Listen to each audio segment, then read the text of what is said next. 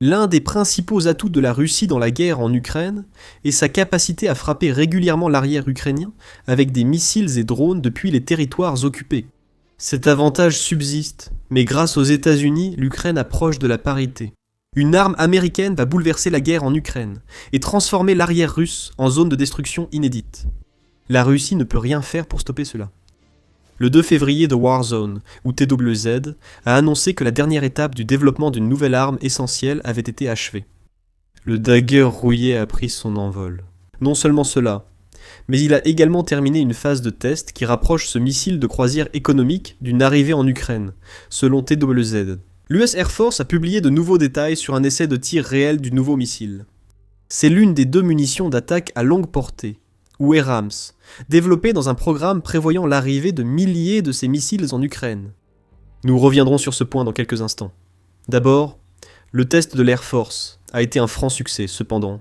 Il y a une certaine confusion quant à la date réelle à laquelle il a eu lieu. L'US Air Force elle-même a annoncé le 30 janvier qu'un test de tir réel réussi avait eu lieu sur le champ d'essai et d'entraînement d'Aiglin, le 21 janvier 2025, ce qui, selon elle, représente moins de 16 mois depuis l'attribution du contrat initial pour le développement du missile. TWZ indique la même date, mais Defense Express pense qu'il pourrait s'agir d'une erreur de frappe. Selon lui, la date réelle serait plus tard, le média avançant cette explication. Le développement des nouveaux missiles de croisière du programme ERAM pour l'Ukraine n'a pas débuté en 2023. La demande de proposition précédant la sélection des concurrents et la signature du contrat a débuté le 31 janvier 2024, suivi de la commande d'octobre, ce qui explique le délai de 16 mois. Quelle date est correcte ? Est-ce important si celle de l'US Air Force l'est ? Si cela n'a pas changé lors de la création de cette vidéo, le DAG rouillé pourrait bientôt partir pour l'Ukraine. Un test de tir réel effectué il y a plus d'1 an signifie que toutes les modifications nécessaires pour le DAG rouillé ont soit déjà été réalisées, soit sont bien avancées. Si Defense Express a raison sur la faute de frappe, l'Ukraine pourrait attendre plus longtemps, surtout si le test n'a pas prouvé que le DAG rouillé est prêt. Date. Confusion mise à part. Il y a un titre simple. Le DAG rouillé a été testé avec succès. Le général de brigade Robert Leon Stroer, qui est le responsable américain des acquisitions pour les armes, n'a pas tardé à saluer le succès du test. Passer d'un contrat à une démonstration de tir réel en moins de 2 ans prouve notre capacité à fournir rapidement une solution létale et rentable, a-t-il déclaré. C'est ainsi que nous renforçons notre armée, en permettant à nos équipes et partenaires industriels de dépasser la bureaucratie et d'équiper les combattants pour réussir. Le Rusty Dagger a connu un cycle de développement rapide, quelle que soit la date mentionnée précédemment qui soit correcte. Bien que l'US Air Force ne cite pas le missile de croisière dans son communiqué, TWZ et Defense Express assurent que les photos publiées montrent clairement l'arme testée. Ces photos montrent le Rusty Dagger fonçant verticalement sur une cible immobile, ainsi que la détonation de sa tête de guerre réelle. On ignore encore quelle plateforme aérienne a lancé le missile. Si ces ERAM sont pour l'Ukraine, cela suggère probablement l'implication de F-16 dans le test, ou qu'ils seront compatibles avec le Rusty Dagger une fois prêt à être déployé. Nous avons déjà évoqué le programme ERAM à plusieurs reprises. Comme dit plus tôt, le missile Rusty Dagger en fait partie. Des milliers de missiles de croisière arriveront en Ukraine grâce aux États-Unis. Jane a rapporté l'accord ERAM en septembre, en notant qu'il avait été signé le 28 août. Et cela entraînera la livraison par les États-Unis de 3350 modules de navigation inertielle GPS, intégrés comme ils les appellent, à l'Ukraine. Defense Express précise que ce programme fournit des missiles à bas coût à l'Ukraine. Les 3350 ERAM qui arriveront dans le pays n'ont coûté que 825 millions de dollars et ont été financés par les partenaires européens de l'Ukraine. Cela revient à environ 246 000 dollars par missile. Ce qui ouvre la perspective pour l'Ukraine d'en acheter encore plus pour elle-même à l'avenir. Considérez l'Ukraine comme une zone de test en conditions réelles. Le DAG rouillé a passé ses premiers tests haut la main. Si l'Ukraine prouve par la suite que le missile peut être utilisé pour causer de sérieux dégâts aux cibles russes, elle voudra en acheter davantage. L'Ukraine aura aussi prouvé la viabilité du missile en combat. Ainsi, la demande augmentera, et le fabricant du Rusty Dagger, Zone 5 Technologies, sera submergé de commandes, ce qui garantira que beaucoup d'autres seront produits. Ce sont là des préoccupations pour l'avenir, mais comme vous allez le découvrir dans quelques instants, ce que nous savons jusqu'à présent sur le Rusty Dagger suggère que ce sera un missile que toutes les nations occidentales voudront. Avant cela, Le Rusty Dagger n'est pas le seul missile développé dans le projet ERAM, comme l'a indiqué United 24 Media dans son rapport du 3 février sur le test réussi du missile. Une entreprise appelée Coaspire développe un missile de croisière qui suit un concept similaire, bien qu'il ne soit pas clair si ce missile a déjà subi des essais de tir réels.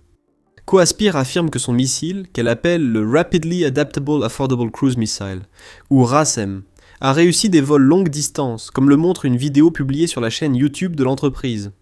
Mais au-delà de cela, nous n'avons pas vu grand-chose de plus concernant le RASM pour l'instant. L'Ukraine ne s'en souciera pas.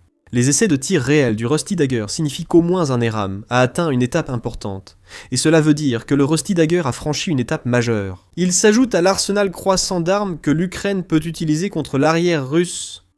Parmi ces armes figure le Ruta Block 2, qui est un missile de croisière développé par une entreprise appelée Destinus. Selon United 24 Media, ce missile de croisière est une version améliorée du missile Ruta, déployé initialement par les forces de défense ukrainiennes en décembre 2024. Les informations sur l'utilisation de ce missile et la date de livraison du Ruta Block 2 à l'Ukraine restent limitées. L'essentiel est que l'Ukraine comble un déficit en missiles de croisière grâce à ses armes. Combler cette lacune est essentiel pour l'Ukraine, comme vous l'apprendrez bientôt. En revenant aux dagues rouillées, tout indique que ce missile sera un atout majeur pour l'Ukraine. Selon Defense Express, on pense que le missile est très précis et capable de transporter une ogive pesant environ 227 kg, soit environ 500 livres. Son impact est similaire à celui de nombreuses bombes guidées utilisées par la Russie sur les villes ukrainiennes ces dernières années. Au-delà de cette ogive de 500 livres, on pense que le Rusty Dagger est capable de parcourir jusqu'à 400 km, soit environ 248 miles. Sa portée dépasse légèrement celle des missiles ATACMS fournis à l'Ukraine par les États-Unis, aussi utilisés pour viser l'arrière russe. Le Rusty Dagger pourrait également atteindre une vitesse maximale de Mach 0,6 et serait précis à moins de 10 mètres, soit environ 32 pieds de sa cible. TWZ précise aussi que le missile possède une ogive explosive ou à fragmentation. Il est censé avoir une certaine capacité de pénétration, ce qui en fait un bon choix contre des cibles renforcées. Il existe également une vidéo publiée en juin 2025 qui montre à quoi ressemble le Rusty Dagger en vol. Cette vidéo a été réalisée avant les essais de tir réels, présumant la date de l'US Air Force exacte, mais elle fournit quelques informations utiles sur le nouveau missile. Chef, notamment, Zone 5 Technologies a conçu le Rusty Dagger pour offrir diverses options de lancement. Le moteur du missile démarre sans dispositif pyrotechnique, ce qui réduit sa signature thermique au début et le rend plus difficile à contrer. Le missile navigue également de façon autonome et est capable de raser le terrain tout en l'utilisant pour sa navigation. C'est idéal pour neutraliser les défenses aériennes russes. Plus un missile vole bas, moins il a de chances d'être détecté et abattu à temps. D'ailleurs, le RASM que Coaspire développe semble avoir des spécifications similaires. C'est un missile imprimé en 3D qui a à peu près la même taille physique que la bombe GBU-38, ou Mark 82, chacune pesant 500 livres. Le RASM peut aussi être installé sur tout avion pouvant transporter la GBU-38, indiquant une conception compatible avec les avions de l'ère soviétique ukrainienne. Ce que nous avons ici, ce sont les résultats du programme ERAM en action. Ce programme, notamment le Rusty Dagger, aura un impact majeur pour l'Ukraine. À lui seul, il va tout changer. Si c'est ce genre d'analyse qui vous intéresse, abonnez-vous à The Military Show. Nous expliquons tout en détail chaque semaine dans nos vidéos. Plus tôt, nous avons expliqué comment le Rusty Dagger et d'autres missiles de croisière attendus en Ukraine auront un impact majeur sur ses capacités de combat. Cela signifie que l'Ukraine va acquérir la capacité de frapper des cibles russes qui sont actuellement hors de portée de la plupart des armes dont elle dispose dans son arsenal. TWZ indique que même les bombes guidées occidentales ne peuvent frapper aussi profondément que le Rusty Dagger. Cependant, le nouveau missile de croisière américain peut frapper une cible avec une puissance similaire à celle de ses bombes planantes. Dire que l'Ukraine n'a aucun moyen de frapper l'arrière russe, notamment dans les régions occupées, serait inexact. De nombreux drones longue portée de l'Ukraine sont tout à fait capables de faire le travail. Cependant, d'un point de vue de la portée, l'Ukraine voudra préserver autant que possible ses drones pour des frappes sur le territoire russe. L'Ukraine a aussi conçu des drones de frappe intermédiaires capables d'atteindre des zones inaccessibles aux drones FPV. Les drones longue portée sont trop précieux pour ce type de mission. Le Stepovy Vita en est un bon exemple. United 24. Media a rapporté la présentation de ce drone en février, en précisant qu'il a une portée de 70 km, soit 434 miles, et qu'il peut transporter une ogive de 5 kg, soit 11 livres. Arme utile. Mais ces spécifications montrent pourquoi l'Ukraine a besoin de missiles de croisière. Comme le Rusty Dagger, les rames américains peuvent parcourir plus de 4 fois la distance et frapper avec une puissance de feu 100 fois supérieure à celle du Stepovy Vita. C'est donc le meilleur choix pour de nombreuses cibles que l'Ukraine souhaite éliminer. Et elles sont nombreuses.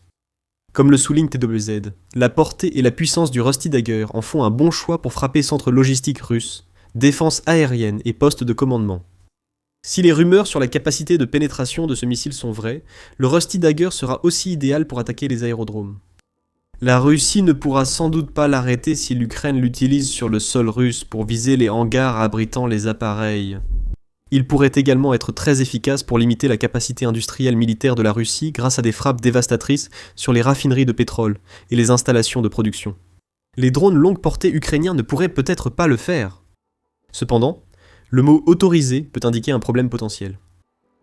La possibilité pour l'Ukraine d'utiliser le poignard rouillé en Russie est encore très débattue. Plus tôt, nous avons mentionné que le nouveau missile de croisière peut parcourir une plus grande distance que les missiles Atacom que les États-Unis ont fournis à l'Ukraine. En 2025, ces missiles ont suscité une controverse, après que le Wall Street Journal a révélé que le Pentagone avait empêché l'Ukraine de les utiliser hors de son territoire pendant la majeure partie de l'année. En août, le journal a indiqué que les États-Unis avaient instauré au printemps un nouveau système d'autorisation, leur donnant un droit de veto sur l'usage des ATACMS. 2 responsables anonymes ont dit aux médias que l'Ukraine avait déjà tenté d'attaquer une cible en Russie avec des ATACMS. Mais cette demande a été rejetée par ce nouveau mécanisme de révision. Ce mécanisme permettrait aussi au secrétaire à la défense américain, Pete Hegseth, de décider si l'Ukraine peut utiliser les ATACMS ou non. Un exemple de demande ukrainienne a déjà utilisé ce nouveau mécanisme de révision. En novembre, NBC a rapporté que l'Ukraine avait frappé des cibles militaires en Russie, qualifiant cela de développement majeur, suite aux révélations du Wall Street Journal. Cette frappe a marqué la première fois que l'Ukraine a déclaré ouvertement avoir utilisé des ATACMS à l'intérieur de la Russie depuis qu'elle avait reçu l'autorisation de le faire en novembre 2024. Il est donc possible qu'une demande passe par le mécanisme de révision américain, si celui-ci existe toujours. Cependant, l'essentiel est que le Rusty Dagger et le RASM risquent aussi d'être soumis à de telles restrictions. L'Ukraine devra faire face à la perspective difficile de devoir demander l'autorisation à chaque fois qu'elle utilise des missiles, qui ont clairement été conçus pour frapper la Russie dans le but prévu. L'obtention de cette autorisation par l'Ukraine dépendrait surtout de la politique en vigueur lors des demandes. Les restrictions sur l'attaque MS ne semblent pas concerner l'Ukraine lorsqu'elle vise des cibles russes sur les territoires occupés. En supposant qu'il en soit de même pour le Rusty Dagger et le RASM, l'Ukraine obtiendra au moins une arme pour causer de sérieux dégâts à l'arrière russe, en Ukraine même. Rappelez-vous, chaque poste de commandement ou nœud logistique détruit affaiblit fortement les attaques russes contre les défenses ukrainiennes. Ce qui signifie que les ERAMS pourraient également avoir une influence énorme sur la situation sur l'ensemble de la ligne de front. La nouvelle géopolitique offre aussi une perspective intéressante. Elle affirme que l'arrivée des ERAMS en Ukraine crée une synergie entre les capacités américaines et ukrainiennes. La dague rouillée rejoindra un arsenal croissant d'armes à longue portée, comme le Flamingo et le Neptune, des missiles conçus en Ukraine. Cela permettra à l'Ukraine de lancer des frappes de missiles, comme la Russie le fait depuis longtemps contre elle. La capacité de l'Ukraine à mener seule d'importantes frappes de missiles en témoignera.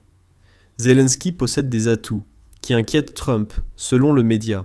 C'est vrai, si le DAG rouillé est disponible en quantité suffisante dès le début pour permettre à l'Ukraine de l'utiliser lors de frappes massives, probablement avec d'autres drones et missiles, alors Poutine devra s'inquiéter non seulement des dégâts que ces frappes causeront inévitablement. Poutine s'inquiétera que l'Ukraine approche la parité dans l'un des rares domaines où la Russie garde l'avantage lors de son invasion. Qu'est-ce que cela signifierait pour Poutine, alors qu'il cherche à renforcer son influence pour imposer ses exigences de paix ? Seul le temps le dira. On ne peut pas non plus ignorer le faible coût du missile. Malgré la vaillante résistance de l'Ukraine face à la Russie depuis 4 ans, l'effort de guerre a lourdement pesé sur ses finances. En ce moment, l'Ukraine doit faire face à une dette publique totale de plus de 213 milliards de dollars et son ratio dette sur produit intérieur brut avoisine les 100%. Les prêts aident l'Ukraine à survivre, mais sa situation financière reste précaire. toute arme pouvant être produite en grande quantité à moindre coût, tout en étant capable de dévaster l'armée russe, sera très recherchée. Le DAG rouillé répond à ces critères, si le missile tient ses promesses, et avec les capacités montrées lors du tir réel. L'Ukraine pourrait détenir un atout décisif, économique et militaire. Un dernier aspect du DAG rouillé pourrait aussi être crucial pour elle. L'Agence de coopération pour la sécurité de la défense l'a souligné en août, lors de l'annonce de la vente des ERAMS à l'Ukraine. L'ERAM est un exemple de coopération avec nos alliés de l'OTAN pour développer un système performant et évolutif, capable d'être livré dans des délais rapides, affirme l'agence. C'est un missile développé par les États-Unis, acheté en milliers d'exemplaires par les membres européens de l'OTAN. Une conception résolvant un problème spécifique de l'Ukraine illustre une coopération que Poutine, malgré ses manigances, n'aurait jamais envisagée. Le DAG rouillé et le RAS démontrent ce que l'Ukraine et l'OTAN peuvent accomplir ensemble en développant une arme contre la Russie. L'Ukraine l'espère. Les récents essais de tir réel du DAG rouillé indiquent que le premier lot de ces missiles sera bientôt en route, idéalement à un moment donné en 2026. Franchement, plus ce sera tôt, mieux ce sera du point de vue de l'Ukraine. Dès qu'elle aura la DAG rouillée, elle la plantera à répétition dans le cœur sombre de la machine de guerre de Poutine. En parlant des alliés de l'OTAN qui aident l'Ukraine, les États-Unis sont loin d'être le seul pays sur le point de fournir à l'Ukraine des missiles qui pourraient changer la donne. La Suède pourrait également participer à cette initiative. Et il y a un mot en particulier qui fera frissonner Poutine. Ce mot, c'est météore. Et vous pouvez découvrir pourquoi Poutine en a si peur, ainsi que tout ce que la Suède prévoit de faire, dans notre vidéo. Si vous avez aimé cette vidéo, abonnez-vous à The Military Show pour plus de reportages sur l'évolution des capacités offensives de l'Ukraine. Merci encore de nous avoir regardés.